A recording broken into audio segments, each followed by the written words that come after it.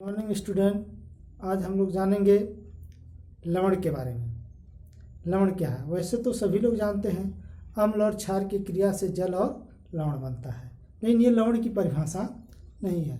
तो लवण को परिभाषित करते हैं, लवण किसे कहते हैं। तो सबसे पहले साल्ट की परिभाषा क्या है? साल्ट या लवण की परिभाषा। तो लवण किसे कहते हैं, इसको परिभाषित करने के लिए जानते हैं, किसी अम्ल से बना वह यौगिक, किसी अम्ल से बना वह यौगिक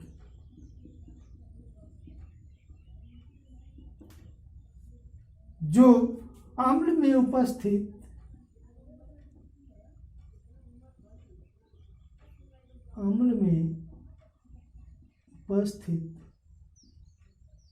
हाइड्रोजन का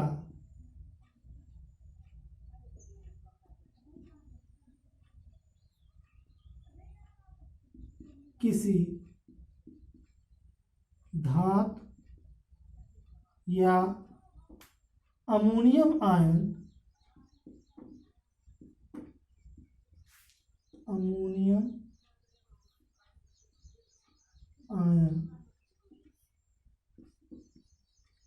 आयन का प्रतीक अमोनियम आयन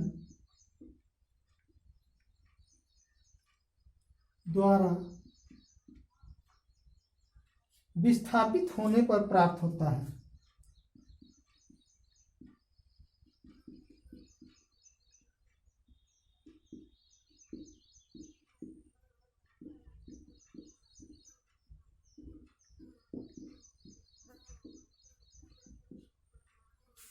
ध्यान देंगे इस परिभाषा में, किसी अम्ल से बना वह यौगिक जो अम्ल में उपस्थित हाइड्रोजन का किसी धातु या अमोनियम आयन द्वारा विस्थापित होने पर प्राप्त होता है। तो यहाँ पर साल्ट की परिभाषा दे दी गई है, किसी अम्ल से बना वह यौगिक। तो साल्ट क्या है? एक प्रकार का यौगिक है जो किसी अम्ल से बना है, ये भी कन्फर्म है, लेकिन किस तरह से बना है? तो उस अम्ल में जो हाइड्रोजन है वह किसी धातु या अमोनियम, धातु क्या है? धातु। तो धातुओं में जैसे sodium, potassium, lithium, calcium, magnesium, ये सब धातुएं हैं, या अमोनियम आयन, NH4 आयन। तो यह एक स्पेशली धन आयन है जो परमाणु समूह है, लेकिन इसके अतिरिक्त सभी धातु हैं। तो अम्ल में उपस्थित हाइड्रोजन, अब अम्ल में उपस्थित हाइड्रोजन क्या है? जैसे हाइड्रोक्लोरिकम, सल्फ्यूरिकम, नाइट्रिकम या एस्टिकम। तो इसमें जो उपस्थित हाइड्रोजन है, विस्थापनी हाइड्रोजन, एस्टिक एसिड में ये हाइड्रोजन विस्थापनी है, ये पूरा एसीटेट समूह में हाइड्रोजन है। तो जो हाइड्रोजन होता है वो किसी धातु द्वारा इनमें से किसी के द्वारा रिप्लेस हो जाएगा, इन मेटलों में से, या अमोनियम आयन द्वारा। तो यहाँ पर अगर इसमें से हम कोई H को हटाकर Na डाल दें तो ये बन जाएगा क्या? NaCl। यहाँ H2 को हटाकर ये हाइड्रोजन आयन है, तो ये 2 है, तो हाइड्रोजन 2 आयन में वियोजित होगा, तो 2 वाला कोई वहाँ पर रख दें, या एक संयोजकता वाला 2 रख दें, तो यहाँ पर जैसे CaSO4 या ZnSO4 या Na2SO4। तो हाइड्रोजन में यहाँ पर क्या आ गया? कैल्शियम, जिंक, सोडियम आ गए, तो यहाँ हो गया लवण।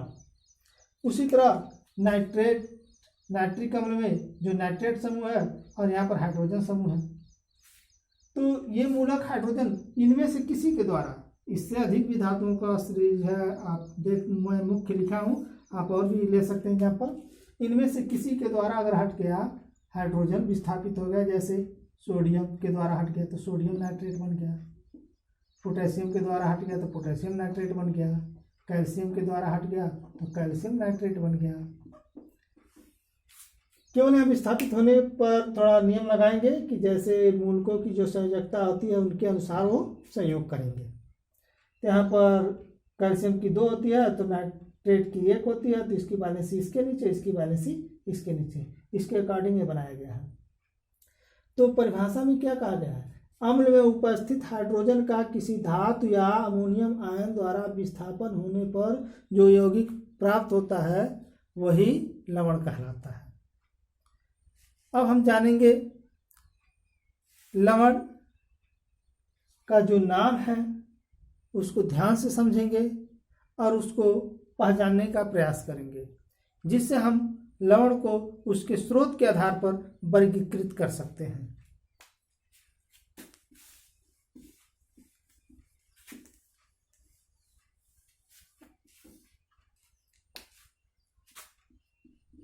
NaCl या CaSO4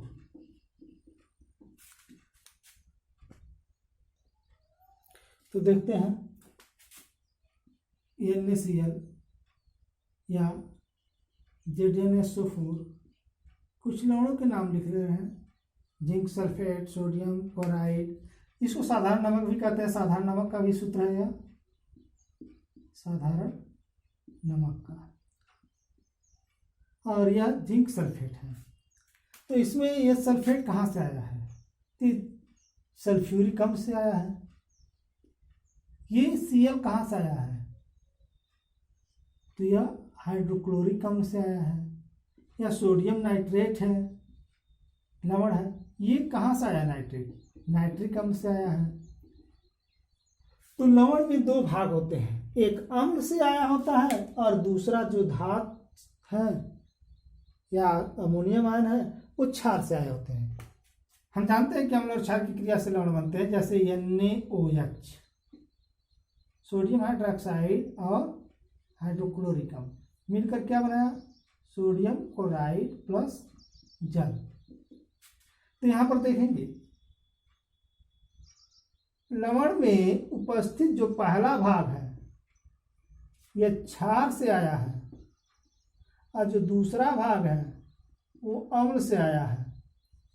अब लवण में उपस्थित दोनों भागों को आप सावधानी पूर्वक पहचान सकते हैं कि अम्ल से कौन सा भाग आया है और लवण से कौन सा भाग आया है।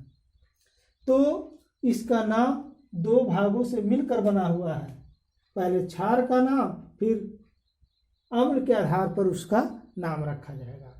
अब यह है सोडियम क्लोराइड। तो अब इसका नाम कैसे रखा गया, थोड़ा इसके बारे में हम चर्चा करते हैं, सामान्य लवणों के बारे में जिसका हम नामकरण कर सकते हैं। तो पहले ये जानना जरूरी है कि HCl, H2SO4, HNO3 nitric acid और एसिटिक एसिड। अगर किसी लवण में Cl आया है तो जाहिर सी बात है कि वो हाइड्रोक्लोरिक अम्ल से ही आया होगा सामान्यतः। तो उसके लवण का नाम हम क्लोराइड पर समाप्त करेंगे, क्लोराइड लवण कहलाएगा वो, क्लोराइड लवण। और सल्फ्यूरिक अम्ल में SO4 है तो यह भाग जिस लवण में होगा उसे हम सल्फेट लवण कहते हैं। और नाइट्रिक अम्ल का नाइट्रेट भाग जिसमें होगा उसे हम नाइट्रेट लवण कहते हैं। और एसिटिक एसिड का एसीटेट भाग जिस लवण में होगा उसे हम एसीटेट लवण कहेंगे, एसीटेट लवण।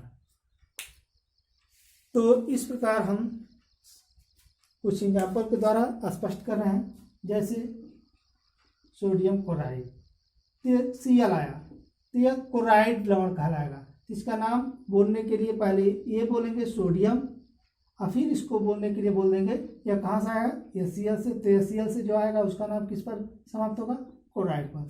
तो सोडियम क्लोराइड। अब सल्फ्यूरिक अम्ल में SO4 है तो उसके लवण को हम सल्फेट कहेंगे। तो जैसे Na2SO4, हाइड्रोजन के जहाँ पर सोडियम आ गया तो हो गया सोडियम सल्फेट, सोडियम सल्फेट। उसी तरह से आप देख सकते हैं नाइट्रेट, सोडियम एसीटेट, तो सोडियम एसीटेट यहाँ पर Na आ जाएगा, सोडियम एसीटेट हो जाएगा। या तो फिर हम अम्लीय मूलक और क्षारीय मूलक याद किए हैं तो इन मूलकों को अलग अलग देखकर पहचान कर भी नाम बता सकते हैं। तो अम्ल से ये सभी अम्लों से लवण आते हैं और उन लवण के जो दो भाग होते हैं उनको हम आसानी से पहचान सकते हैं। तो आज बस इतना ही लवण की परिभाषा। आगे हम देखेंगे लवण का वर्गीकरण।